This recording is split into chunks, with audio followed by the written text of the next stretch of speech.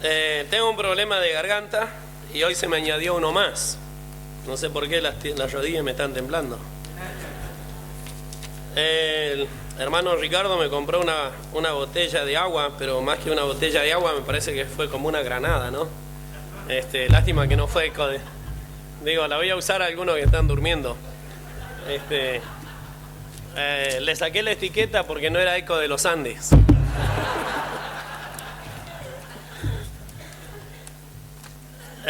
Antes de comenzar el mensaje quiero tomar un poquito de tiempo, pastor, 2 o 3 minutos. Yo sé que algo que nos molesta a los predicadores es, no a los predicadores, a los pastores, ¿no? Es encomendar responsabilidades y que la gente empiece a hacer el trabajo y no lo termina. Y hay algo que a mí me molesta, es que no quiero que nadie termine lo que yo empiezo. Entonces, pastor, el mensaje está. Así que hasta que no termine, me sentiría defraudado, ¿no? De terminar mi trabajo, ¿no? De parte de nuestro pastor Espinosa, que está en los últimos días de su vida aquí en el mundo, pero la verdad que en su vida fue un hombre, como dice Hebreos, ¿no? Que considera a vuestros pastores e imita su fe.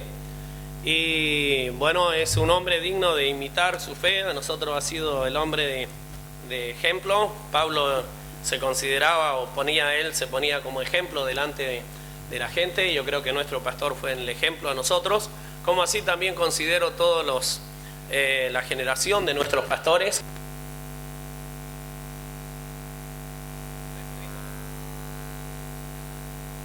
¿O son los muchachos?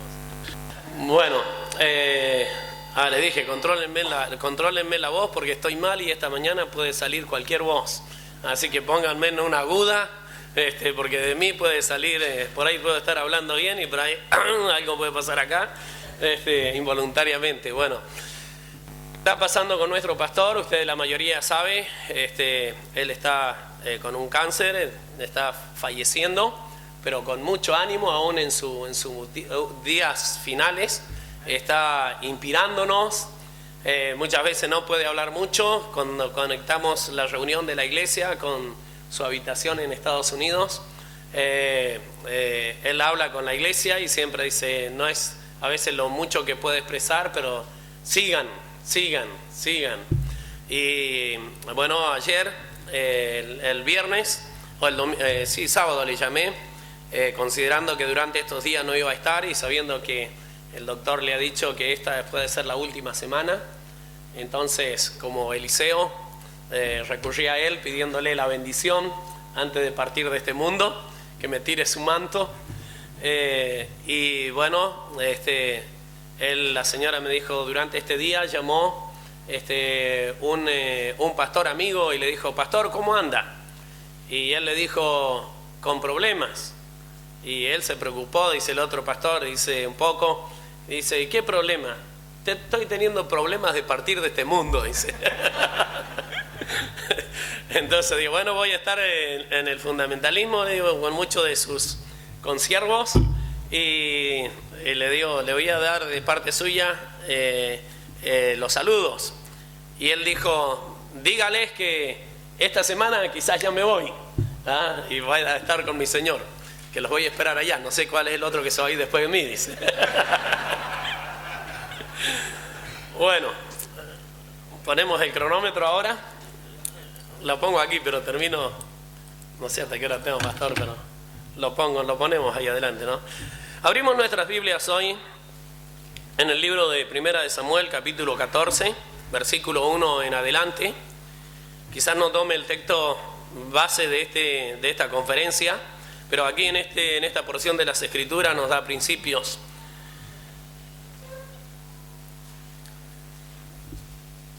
Vamos a leer del versículo 1 al versículo 23. Y ahí en ese transcurso vamos a encontrar el título del mensaje de esta mañana. Aconteció un día que Jonatán, hijo de Saúl, ¿lo tienen? Aparente, sí. Aconteció un día que Jonatán, hijo de Saúl, dijo a su criado que le traía las armas, ven y pasemos a la guarnición de los filisteos que está de aquel lado, y no lo hizo saber a su padre. Saúl se hallaba en el extremo de Gabaa, debajo de un granado que hay en Migrón, y la gente que estaba con él era como 600 hombres. Y Ahías, hijo de Ahitob, hermano de Icobod, hijo de Fines, hijo de Elí, sacerdote de Jehová en Silo, llevaba el efod, y no sabía el pueblo que Jonatán se hubiese ido. Y entre los desfiladeros por donde Jonatán procuraba pasar a la guarnición de los filisteos, había un peñasco agudo de un lado y otro del otro. El uno se llamaba Bosem y el otro Sene. Uno de los peñascos estaba situado al norte hacia Sigma y el otro hacia Gabaa. Dijo pues Jonatán a su paje de armas: ven, pasemos a la guarnición de estos incursisos, quizás haga algo Jehová por nosotros, pues no es difícil para Jehová salvar con muchos o con pocos. Y su paje de armas le respondió: haz todo lo que tienes en tu corazón, ve pues, aquí estoy contigo a tu voluntad.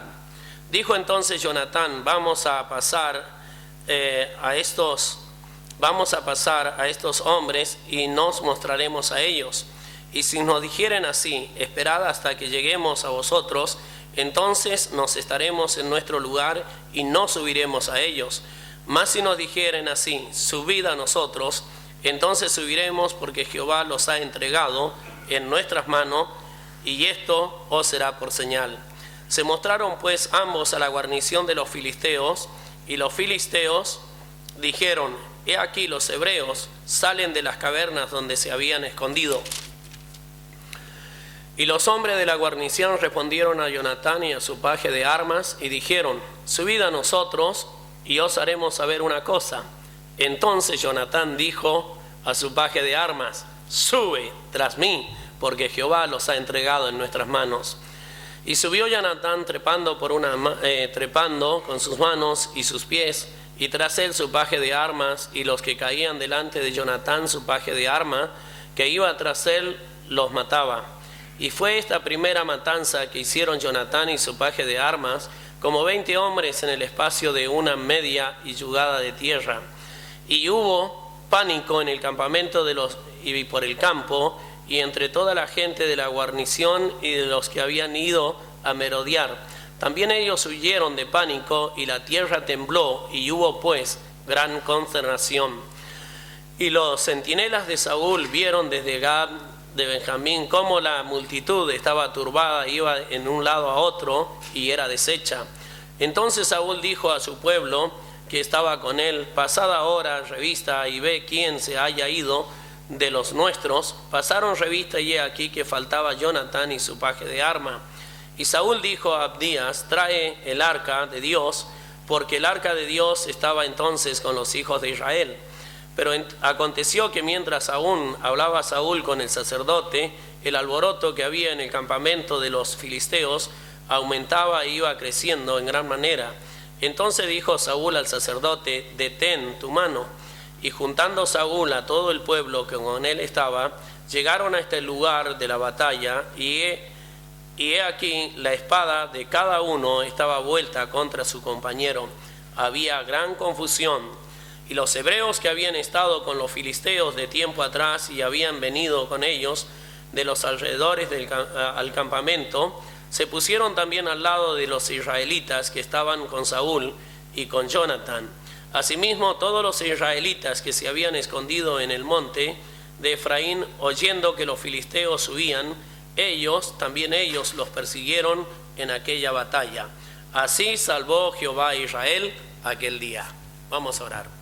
Amado y eterno Dios, venimos delante de su presencia para darle gracias por permitirnos, Señor, congregarnos en esta conferencia, para animarnos unos a otros, pero especialmente necesitamos, Señor, la visión de ti, necesitamos el aliento de ti a través de tu santa y divina palabra.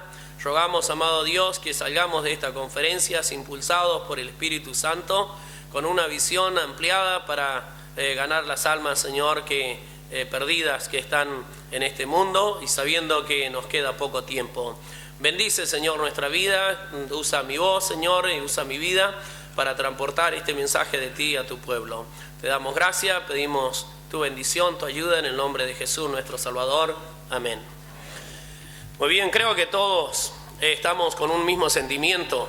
Creo que todos, obreros, no estamos predicando quizás a la congregación, ¿no? Tratando de animarles, pero sí a obreros, y creo que todos los que han llegado aquí, si no son pastores, tienen su paje de arma, ¿no? Ahí para ayudarle en el ministerio. Y yo creo que todos tenemos un mismo sentimiento, y es una preocupación de alcanzar las almas para Cristo, de ganar la batalla, de ganar el mayor número de almas, Señor, para Cristo.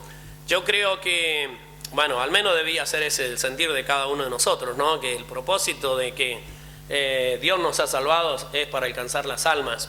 Cuando Cristo me llamó al ministerio, nunca quise olvidar que el propósito de mi salvación y de mi estadía aquí en este mundo, y el ministerio que Dios me había encomendado, era de alcanzar las almas. Que pensé poner en un lugar en mi casa un cartel, o donde en mi dormitorio, en la oficina, en cualquier lugar donde yo lo pudiera ver, que estamos aquí para ganar las almas perdidas, que enfoquemos toda nuestra vida y nuestro tiempo en el plan que Dios nos encargó que hiciéramos, de llevar el evangelio a otro, porque a veces nos distraemos en muchas cosas de este mundo, o el diablo puede distraernos en muchas cosas, que perdemos nuestro tiempo y no estamos cumpliendo con la gran comisión. Ahora, el lema de esta conferencia y esta porción de las Escrituras nos dirigen a el propósito de alcanzar las almas para Cristo. Todo depende de la posición que pongamos a Dios en nuestras vidas y en nuestros ministerios. Todo depende de la posición que pongamos a Dios en nuestras vidas y en nuestros ministerios. Aquí en esta porción encontramos a un hombre que creyó. Quizás algunas veces leemos la porción muy rápidamente. Me hubiese gustado leerla 2 o 3 veces junto con ustedes, pero ya la mayoría conoce la historia.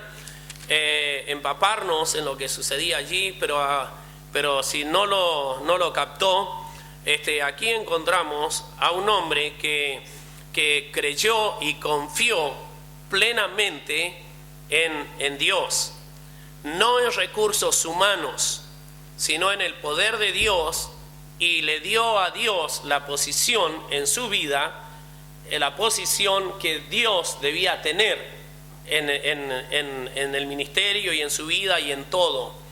También encontramos que este hombre no limitó a Dios con muchos o con pocos. El versículo 7 dice, le dijo después luego menuzar un poquito más, le dijo a su paje de armas: no es difícil para Dios salvar con pocos o con muchos. No limitó a Dios su poder en pocos, ni atribuyó a Dios que los muchos fortalecerían el poder de Dios en ninguna forma, porque para Dios es igual salvar con muchos o con poco. A la vez, en esta historia que encontramos quizás a los personajes, o a estos dos personajes que resaltan en la historia, sobresaliendo su valentía, su osadía, su audacia.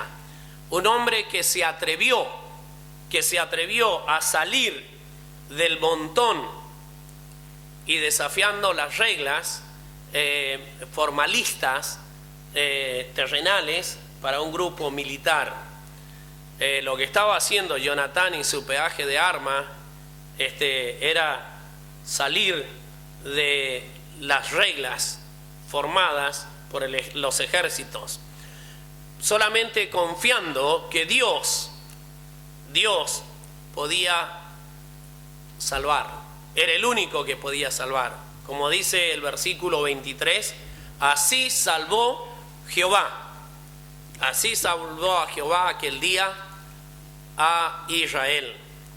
Hermanos, todos estamos enfocados en encontrar y ganar el mayor número Pero para esto se necesita hombres, como dice la Biblia aquí en el versículo 1 del capítulo 14. Entonces, un día Jonatán, hijo de Saúl, dijo a su criado que le traía las armas: ven y pasemos a la guarnición de los filisteos que está de aquel lado.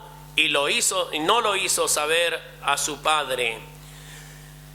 Se necesita hombres que se atrevan con osadía, con valentía en Cristo, salir del grupo formalizado, estructurado, conformista, desafiando, creyendo que Dios es el que da la victoria en la evangelización de este mundo, como Jonatán lo hizo. Jonatán tomó esa audacia. Estaba el ejército ahí de más de 600 hombres y Jonatán sabía que había que dar la victoria, pero él, rompiendo todas esas reglas de temor, de una estructuración formalista que impedían quizás que un hombre saliera de allí, de aquel grupo, y desafiara a los ejércitos filisteos, y este hombre lo hizo. Y hermanos, si la evangelización de este mundo va a ser, o de Argentina, o de Chile, o Uruguay, va a alcanzarse, o vamos a alcanzar más almas para Cristo, necesitamos dentro de este grupo de hombres que hay aquí, mujeres, que dejen de estar dentro de una estructura dentro de la iglesia y que hagan lo que nuestro general, nuestro Dios nos manda a hacer. Dios pone el querer. Toda esta impulsación no venía solamente por fuerzas humanas de Jonatán. Dios estaba poniendo en su corazón hacer algo diferente. Y no quiero que me empiecen a interpretar mal, como que estoy rompiendo estructuras, soy fundamentalista, pero sí ser agresivos, ser valientes, digamos, no tener temor de enfrentar otras cosas, de salir del grupo religioso dentro de nuestra iglesia conformista ahí, sino mirar, desafiarnos en el poder de Dios, alcanzar las almas para Cristo. A veces nos da temor de hacer algo como Jonatán lo hizo. Porque estamos estructurados. Ahí estaba el ejército, pero Jonatán dijo: Dios puede hacer algo más.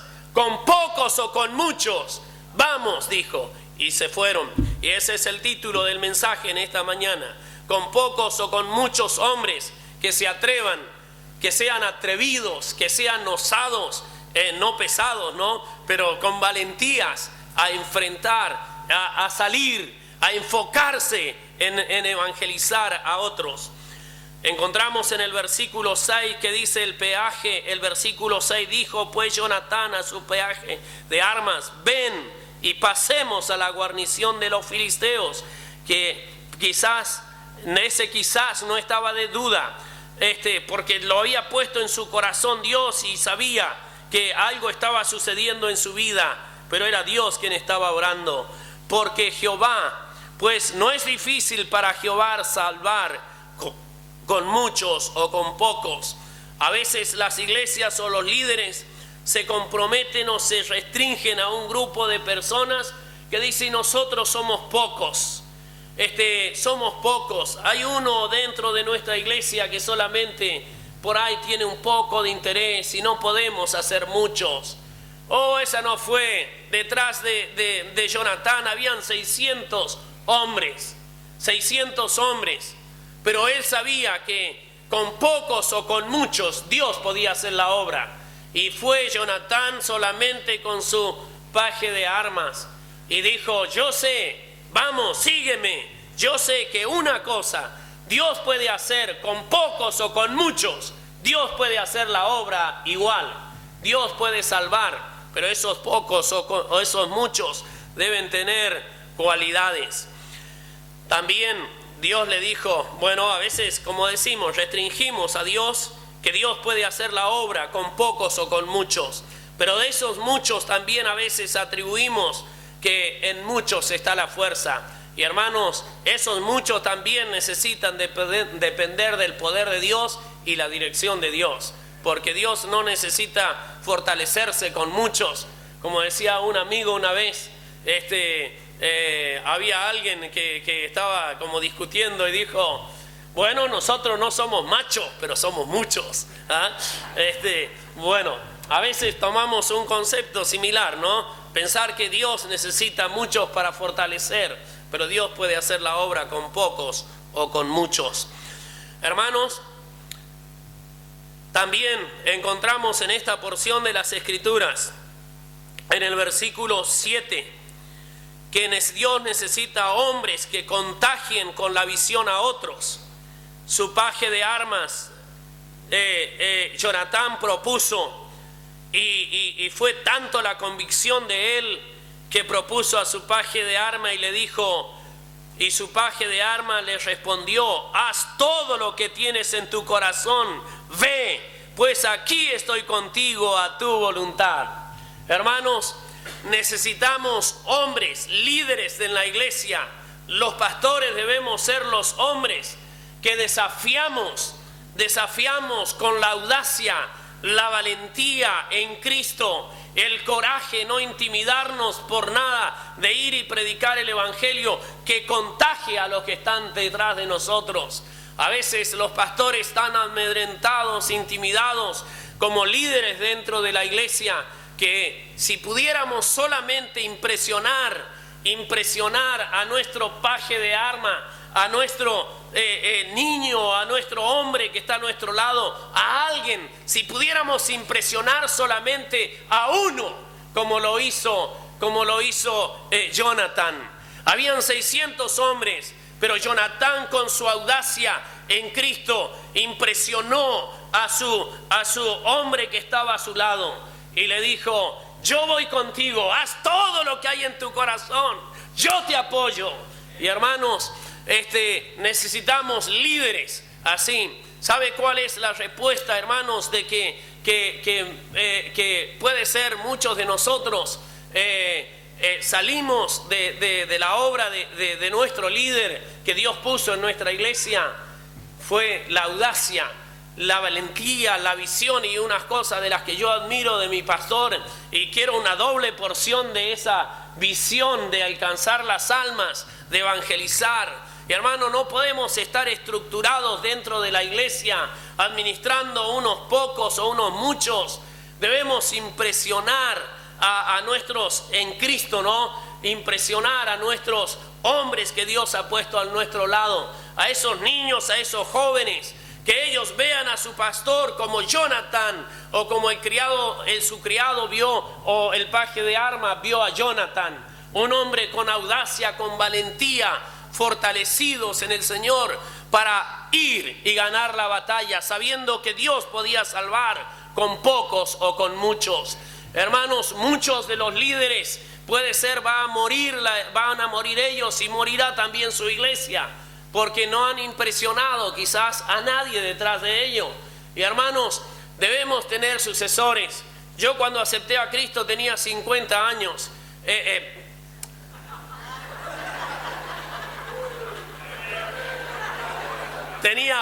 Volvemos atrás.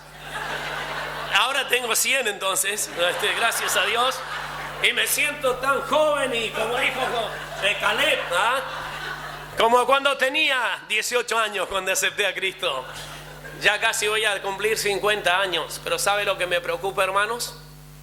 Que cualquier día de esto, ya vamos en la cuenta del retroceso, que cualquier día de estos voy a tener que decir, como nuestro pastor está diciendo en estos días: me quedan pocos días sobre este mundo.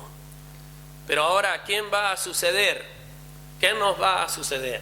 ¿Quién va a tomar nuestro lugar?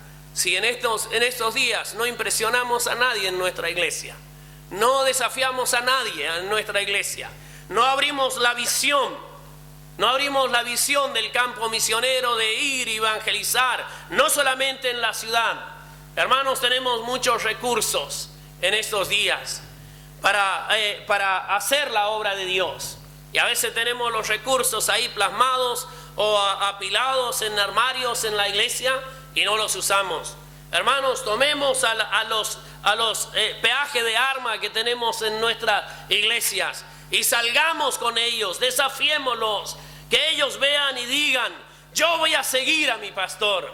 Yo le pregunto, hermanos, ¿cuántos de ustedes están siguiendo o tienen líderes, hombres detrás suyo que le están siguiendo, que saben que su pastor es un pastor que enfoca con visión el ministerio, lo enfoca con optimismo, que hace la obra de Dios sabiendo que la obra de Dios no es en vano? Hermanos, ahí muchas veces nos centramos en una estructura y no impresionamos a nadie.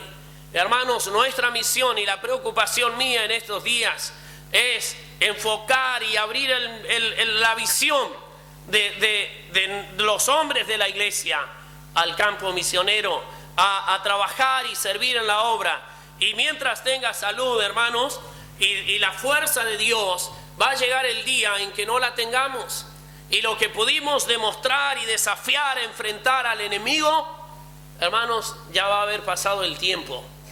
Ya va a haber pasado, ahora es el tiempo, hermanos, donde los hombres de Dios, las mujeres de Dios, que tomen a su paje de arma y la saquen a combatir, a pelear la batalla afuera de la iglesia y también en la iglesia. Líderes que no impresionan a nadie. Hay líderes que pueden ser como Jonatán.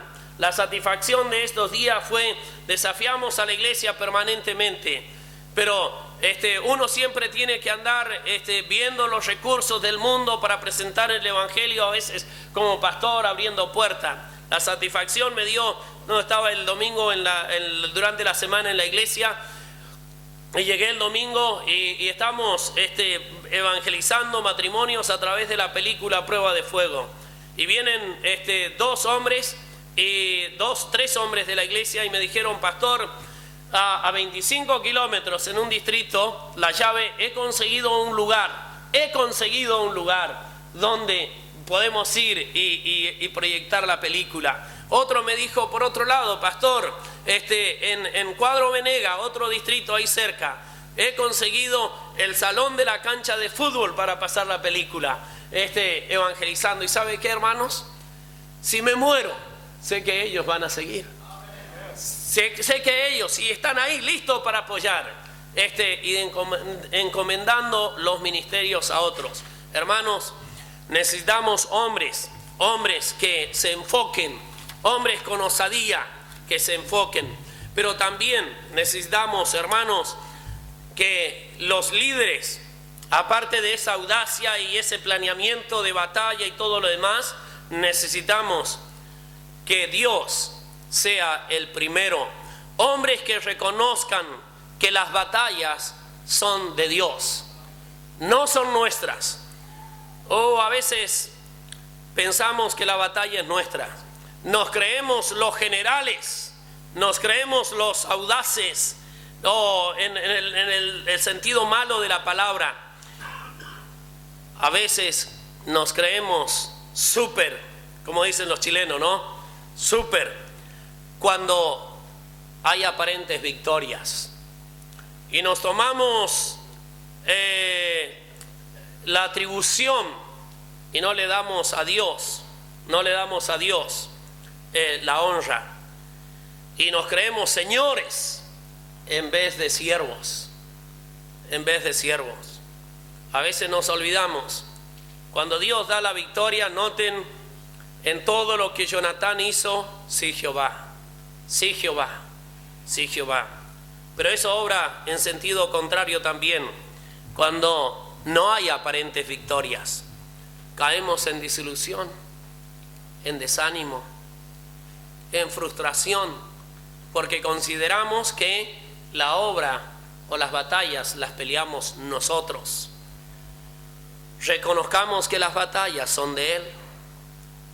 Y muchas veces llegamos, dice que el mal de los pastores es depresiones, subidas de presiones y un montón de cosas. Gracias a Dios en el momento no las he pasado, pero muchas de esas cosas que caen enfermos los pastores es por la frustración muchas veces, las cargas del ministerio sobre la vida de uno. ¿Por qué? Porque pensamos que nosotros somos los que debemos, somos los generales de las batallas. En Primera de Samuel, ahí al lado, ya perdí el horario. Primera de Samuel, capítulo, pastor, cuando se levante, yo voy así y bajo de repente, ¿no? Primera de Samuel, capítulo 17, pero no se levante ahora, por favor. Primera de Samuel 17, encontramos esta historia allí de David. Entonces dijo David, versículo 45, entonces dijo David a Eliseo: tú vienes a mí con espada y lanza jabalina, mas yo vengo a ti en el nombre de Jehová de los ejércitos, el Dios de los escuadrones de Israel, a quien tú has provocado. Jehová te entregará hoy en mi mano y yo te venceré y te cortaré la cabeza y daré hoy a los cuerpos a los filisteos, a las aves de los cielos y a las bestias de la tierra, y toda la tierra sabrá que hay Dios en Israel, y sabrá toda la congregación que Jehová no salva con espada o con lanza, porque ¿qué, hermanos?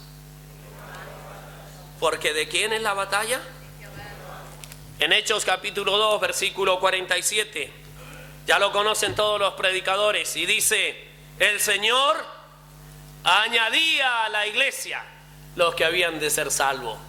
Hermanos, nos olvidamos muchas veces que simplemente somos siervos, que el Señor es el que salva, como se ha predicado en estos días, pero necesitamos hombres, líderes, que pongamos a Dios en el lugar que Dios tiene, y pongamos a Dios en nuestras vidas también en el lugar que Dios debe tener.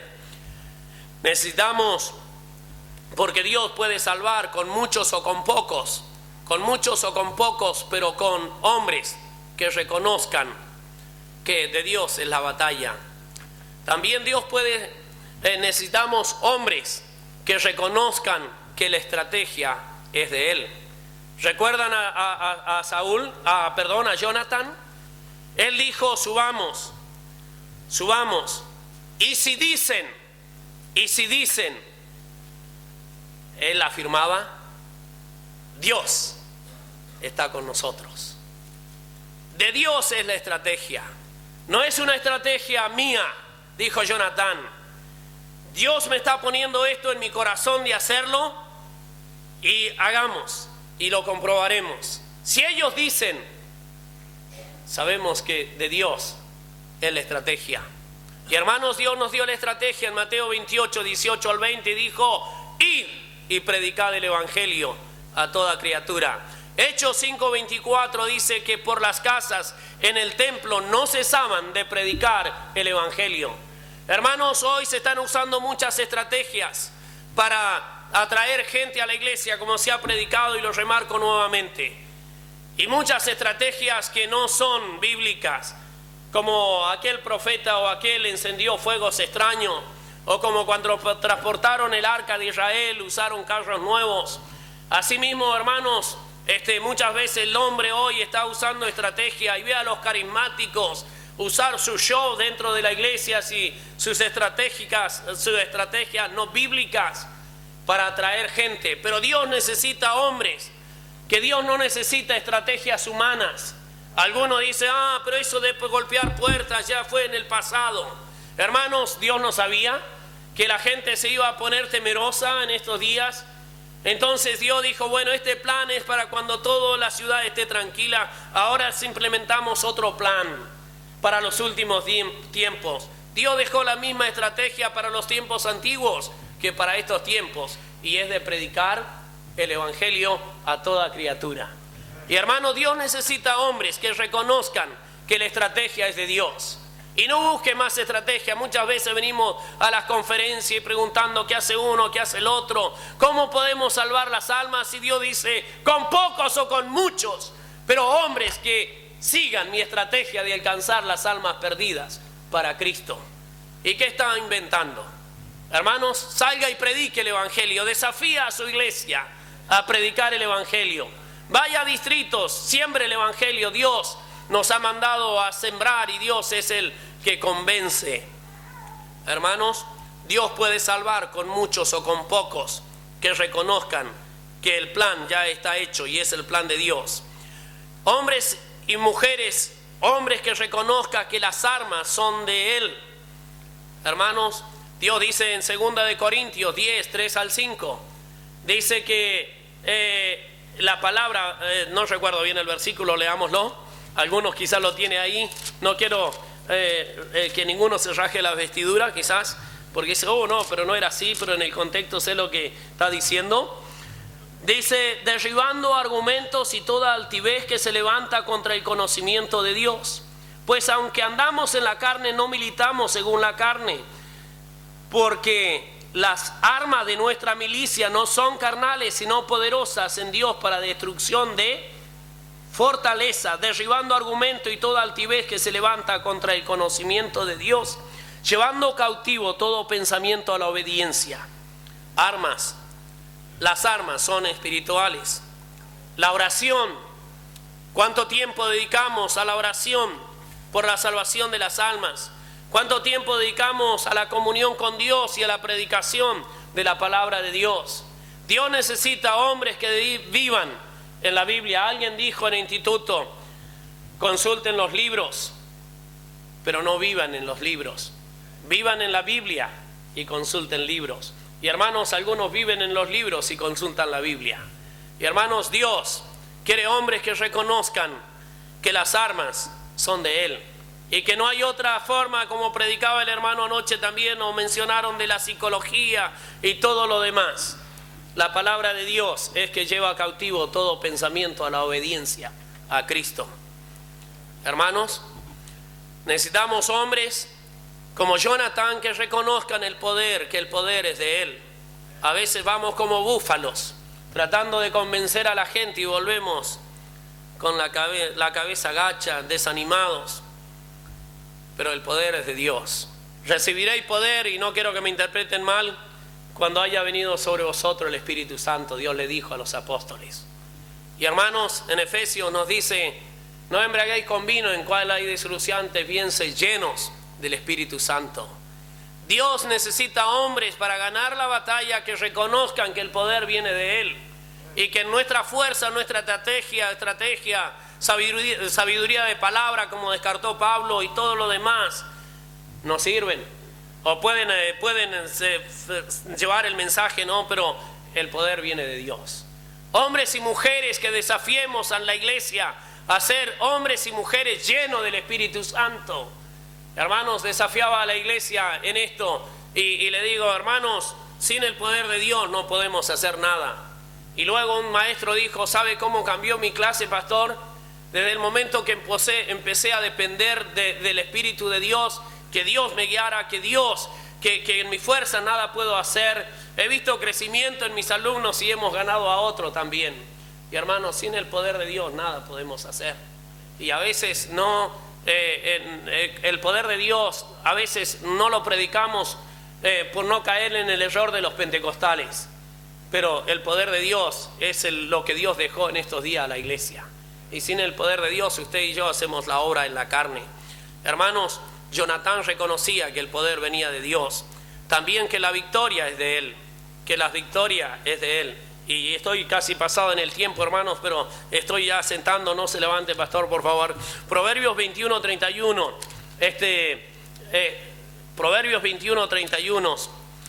Que cualquier victoria o cosa que pase en la iglesia, o almas que sean convertidas, como también ya le he predicado o se ha predicado, hermano, por el apuro no encuentro en el libro de Proverbios. Proverbios capítulo 21 versículo 31. Ustedes que están más tranquilos, ¿quién lo tiene? Proverbio 31, si nadie lo encontró, dice: el caballo se alista para el día de la batalla, mas Jehová es el que da la victoria. Alistémonos, hermanos, alistémonos para batallar, pero reconozcamos que el que da la victoria es Dios. Es Dios. Hermanos, Dios puede hacer la obra con muchos o con pocos, pero hombres que den a Dios la gloria, que reconozcan que la gloria es de Dios, no a nosotros, sino a tu nombre da gloria. Salmo 115:1. No es para la gloria, es para nosotros. Oh, ¿cuántas tienes en tu iglesia? ¿Cuántos hombres hay? Considere cuántos no hay en su iglesia y no va a tener de qué gloriarse. Primera de Corintios 3, 4 y 5. Cuando Pablo le decía que Dios es el que da el crecimiento. Muchos o con pocos que den la gloria a Dios. Para concluir, hermanos, ¿qué pasa cuando los pastores, los líderes, usurpamos? ¿Qué pasa cuando los pastores, líderes, usurpamos como el diablo el lugar de Dios? ¿Qué pasa? Salmo 127:1. Y concluyo aquí, pastor, por favor, no me abra aquí abajo, desaparezco.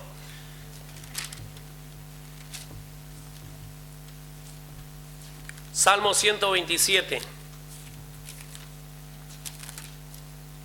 Si Jehová no edificare su casa, ¿qué dice, hermanos? En vano trabajan los que la edifican. Hermanos, si Jehová no edifica la iglesia, si no reconocemos a Dios que Él tiene la preeminencia en todo, ¿qué estamos haciendo, hermanos? ¿Qué es lo que estamos haciendo? Trabajando en vano, trabajando en vano. Dios, desde el momento que ponemos nuestros pies sobre la tierra cada día y nos vamos a enfocar en la obra de Dios, Dios debe ser el que dirige todas nuestras vidas. Dios debe ser quien dirija todo nuestro ministerio. Si Jehová no edifica la iglesia, en vano trabajan los que la edifican. No importa qué haga usted, no importa qué hagamos dentro de la iglesia, si Dios no tiene la preeminencia, no sirve. Usted podrá ser un buen líder dentro de la iglesia y la gente le seguirá, pero se murió usted y morirá también los que le siguieron. Pero sabe, cuando Jehová edifica la iglesia, morirá el hombre y vendrá otro hombre que ocupará ese lugar, porque la iglesia es del Señor y no del hombre. Hermanos, ¿es importante que pongamos a Dios en primer lugar? Es importante, pero ¿cuántas veces nos encontramos trabajando en nuestra carne? ¿Cuántas veces nos gloriamos? ¿Cuántas veces no dependemos del Espíritu Santo? ¿Cuántas veces no tomamos las armas? ¿Cuántas veces usamos estrategias humanas sin consultar a Dios y en vano trabajamos? ¿De qué sirvió lo que hicimos? De nada. Y hermanos, si Jehová no guarda la ciudad, en vano vela la guardia. Si Jehová, ¿de qué sirve que estemos guardando la iglesia? Si Jehová no guarda la iglesia, hermanos, viene alguien y no lo tenemos en cuenta Dios. Viene alguien y se entra dentro de la iglesia y destruye la iglesia. Dios debe guardar la iglesia. La iglesia no es del pastor, la iglesia no es de unos pocos. Hermanos, la iglesia es del Señor. Y hermanos, qué importante y no debemos jugar con esto. Qué importante es darle la preeminencia a Dios. Y hermanos, seamos los hombres de Dios. Nos queda poco tiempo. Dejemos de estar estructurados ahí. Salga, tómese, contagie a otros y salga de su iglesia a evangelizar. No perdamos el tiempo. Qué lindo si en poco tiempo escucharíamos que toda la provincia donde usted está, por lo menos ha sido llegado el evangelio de una forma. Allí, aunque no haya una iglesia, pero al menos se llegó con el evangelio a ese lugar. Inclinamos los rostros, hermanos. Gracias, hermanos, que no me corrió. Pero inclinamos los rostros, y con los rostros inclinados quiero dar, para terminar, la oportunidad que usted y yo oremos.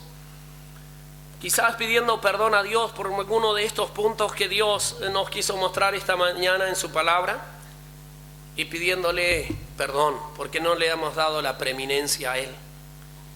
Y pedirle: Dios, en toda mi vida y mi ministerio quiero que tú ocupes el primer lugar.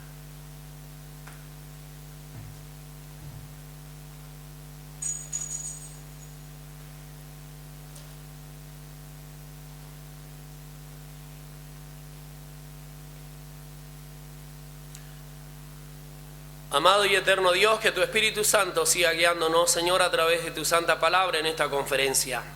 Pero no solamente aquí, sino que cuando lleguemos a nuestros hogares, a nuestros lugares donde tú nos has puesto, desde este momento en adelante tú seas ocupando en todas las áreas el primer lugar. Que aprendamos de la audacia de Jonathan, contagiando a su paje de armas. También que aprendamos, Señor, a usar las estrategias que tú nos has puesto en tu divina palabra. Amado Dios, que cada punto que nos muestra esa porción de las Escrituras y otros que no han sido predicados aún, pero siguen nos mostrando que tú tengas la preeminencia. No queremos encontrarnos trabajando en vano. Amado Dios, bendice nuestras vidas, la necesitamos, y que tú tengas el primer lugar en todos tus siervos y siervas que están en esta mañana aquí. En el nombre de Jesús te lo pedimos. Ayúdanos, Señor. Amén.